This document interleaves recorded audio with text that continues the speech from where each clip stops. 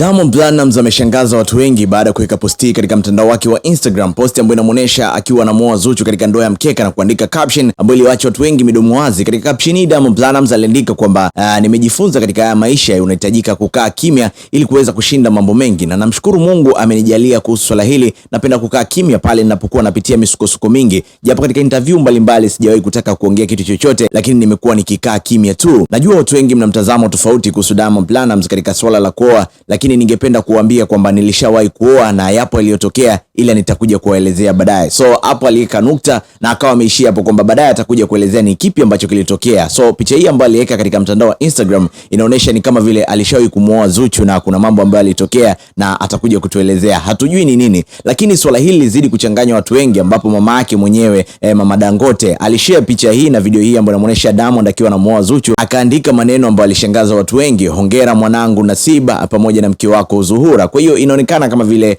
Diamond Platnumz amemuoa Zuchu siku hizi za karibuni. Pia Baba Levo ambaye ni mtu wa karibu sana na tumezoea kwamba anakuwa na taarifa nyingi za Diamond Platnumz, ndio alikuja kushangaza watu wengi kwa sababu aliandika maneno ambayo yanaonyesha kama swala hii ni ndoa ambayo ilitokea muda mrefu. Alipost picha hii katika Insta story yake, alafu akaandika, siri hii ni siri ambayo nimekuwa nimekaa nayo kwa muda mrefu, lakini nimekuwa nikikusubiria baba utoe tamko ili tuweze kuliongelea. So inaonekana kama vile hii ndoa ni ilifanyika muda mrefu, lakini imekuwa kichanganya watu wengi kwa sababu mama Diamond Platnumz amekuwa kama vile akimpongeza Diamond kwa kumuoa Zuchu, lakini kwa caption ambayo Diamond Platnumz aliandika inaonekana kama vile alimuoa Zuchu muda mrefu, na kuna swala ambalo hapa katikati lilitokea. Na tunajua katika harusi ile ya Jux tunamuona Zuchu alikuwa mpweke sana na watu wengi wakasema ni kama vile amegombana na Diamond Platnumz, lakini tusubirie ni kipi ambacho Diamond Platnumz atakuja kuongea, kwa sababu mpaka hivi sasa hata Zuchu bado hajazungumza chochote kuhusu swala hili ambalo linaendelea katika mitandao ya kijamii. Twende hapo kwenye comment section, niambie maoni yako kuhusu swala hili. Unalionaje? Unadhani Diamond Platnumz ni alishawahi kumuoa Zuchu